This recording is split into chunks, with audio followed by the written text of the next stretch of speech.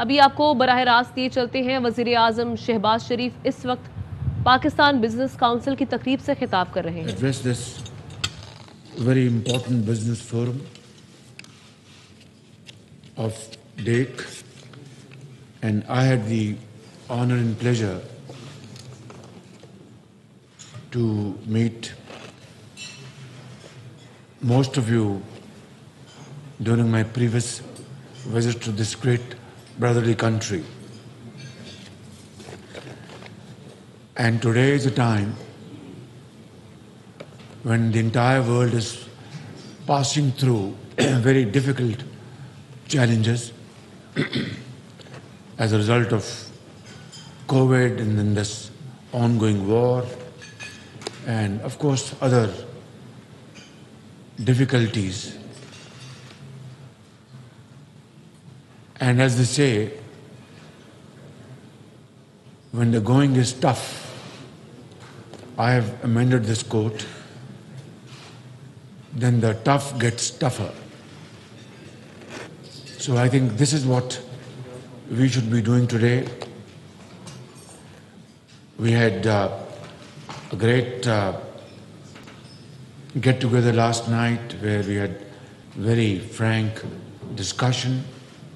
And obviously I'm not going to repeat what I said last night. Suffice it to say that we are here to convey this message to our Turkish brothers and sisters. President Tayyip Erdogan and his team, and to Turkish business community, that we genuinely and seriously want to work with you not only to further strengthen our brotherly relations that has taken care of itself from centuries. What is very important at this point in time is to transform this brotherhood and fraternity into promoting our trade, investment, and cultural relations. And it's not difficult. That even though we don't speak the same language, but we come from the same religion. Even if we don't understand Turkish or Urdu extensively, but we come from the same culture and we have shared history and we have been partner with each other, supporting each other through thick and thin. And it is a matter of record that in contemporary history, I have received hundreds of Turkish businessmen from 2008 to 2018. And also your active participation in investments in Pakistan is highly appreciated. And above all, your contribution in humanitarian projects in Pakistan is very well known. I said this last night, and even at the cost of repetition, that the entire population of Pakistan witnessed your great efforts during earthquake, during floods, led by my brother, Excellency President Tayyip Erdogan himself and the First Lady. Today, we are here to seriously engage ourselves with you because you are very serious-minded business people and your achievements are outstanding. It's a shining example for all of us. I wouldn't want to take more time because we are going to listen to you today. But let's do 3, 4, 5 things so that we are able to achieve our targets. Pakistan has a buoyant automotive industry, and yours is far superior, no doubt about it. But then it's a question of, competition. And in order to promote our sales, not only between two countries, to third countries, let's collaborate and cooperate. For example, in your automobile industry, as I said, your quality is second to none. You are exporting to Europe, so those standards have to be met. But what we can do is, through mutual agreements, manufacture parts and components of automobiles at lower cost, because your labor is very expensive. Ours is still comparatively cheaper. So we can have this wonderful win-win collaboration in this automobile industry. And then, of course, you produce your own grain and you are self-sufficient in wheat, we know that. But your textile industry is again, very strong. Pakistan textile industry is also, very rich in experience, and we have, great giants sitting here on the right side who are leaders of textile industry. So again, there can be, space and gaps to be filled by joint cooperation in textile, for example. Without going into details, this is again a win-win, collaboration between two brotherly countries. And then you are far ahead of Pakistan.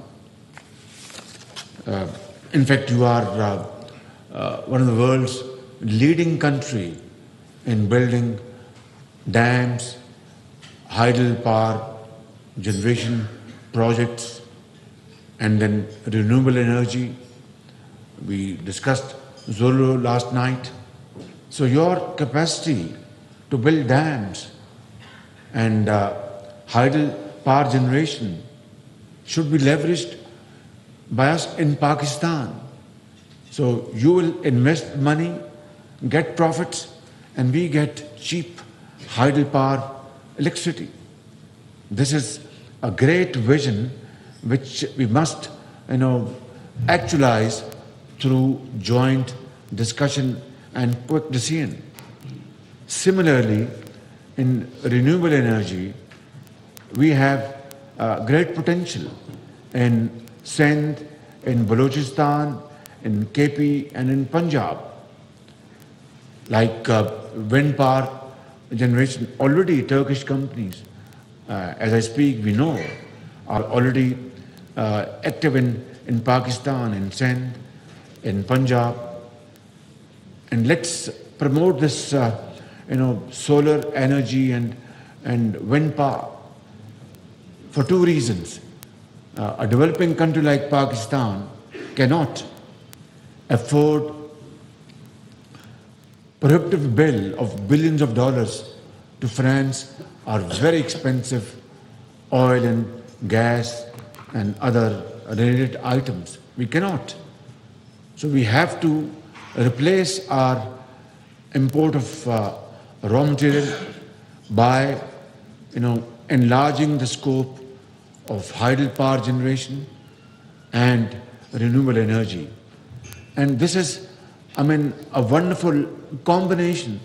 Great investors are sitting here on my left, experts and experiences with you. Please come to Pakistan and all our cascade from Dayamir Bhasha down to Tarbela Dam and Mangla is full of potential of 40,000 megawatts. 40,000 megawatts. And this will have two wonderful impacts. That it will control flash flooding. It will definitely be very helpful, because once you have such floods, it is devastating, and we've seen in 2010. And two, exploit these great potential points and convert them into energy. So, how to go about? These are matter of details. This late morning, I am just trying to, elaborate broad parameters of our future cooperation, which must be kick-started before I finish my humble, comments.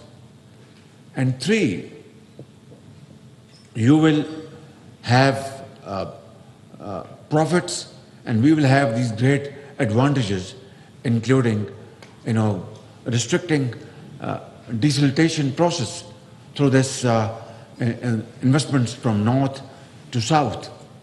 So I think these are some broad areas where our cooperation can be very, very productive and profitable.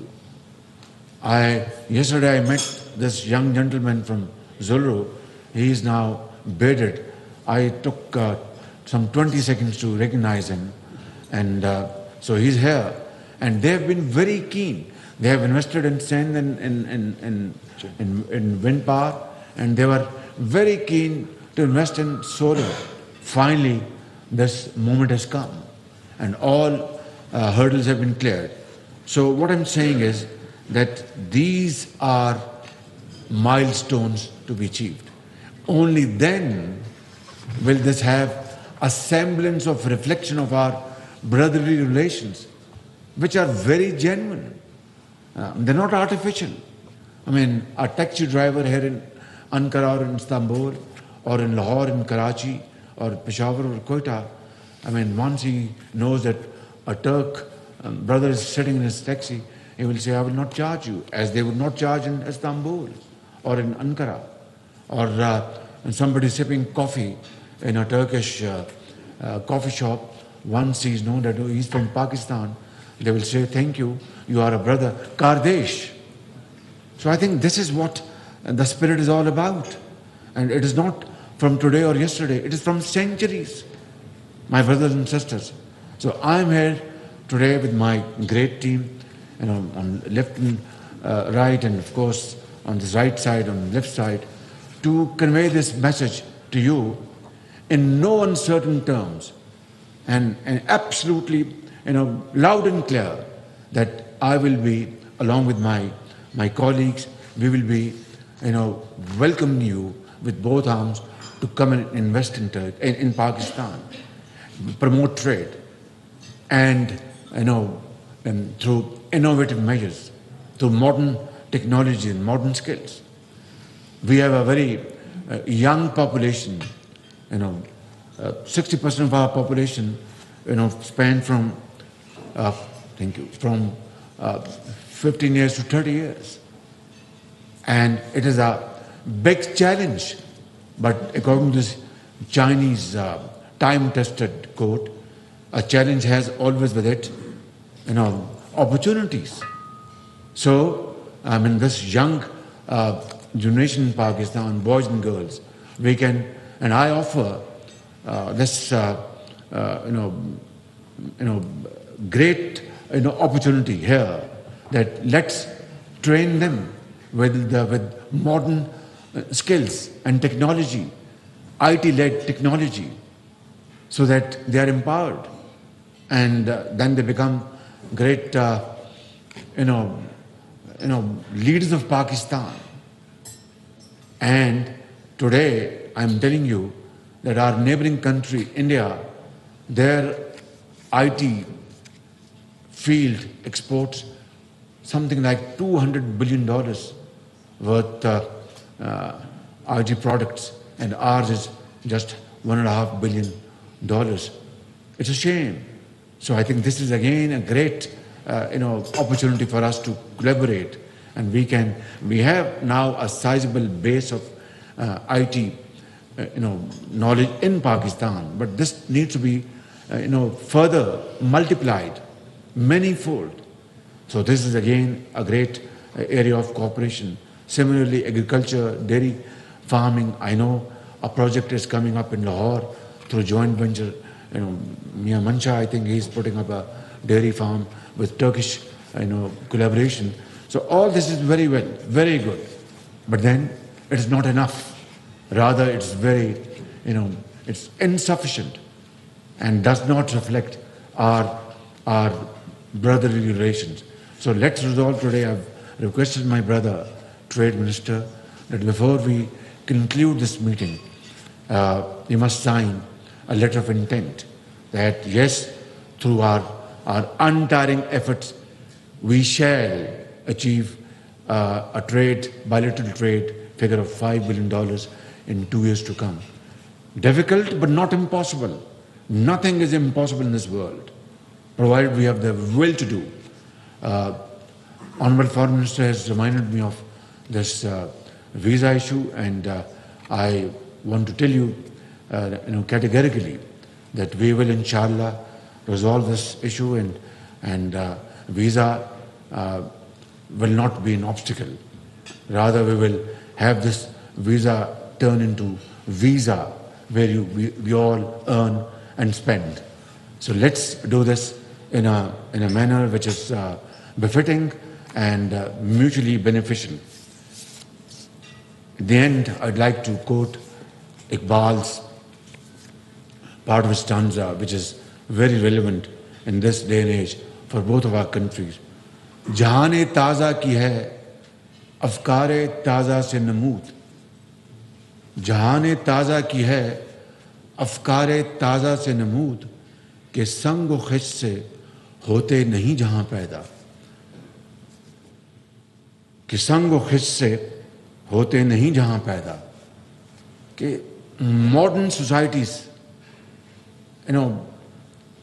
innovative world and progressive societies, prosperous societies are not built through building palatial buildings and houses. If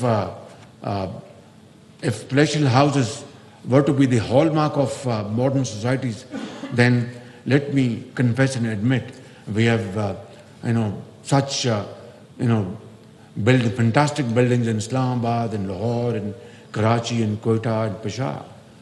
But that's not how modern societies are built. Iqbal says, "Ke sango khish se hote nahi jahan paida." Through marble and brick and mortar, you can't build modern societies. It is only through innovation, through modern techniques, through knowledge, through hard work, through untiring efforts, through sacrifice, which you have done and which we must do.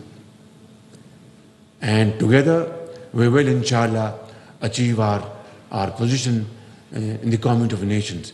Thank you very much. Allah bless you. And Turkey, Pakistan, Dosti, Zindabad.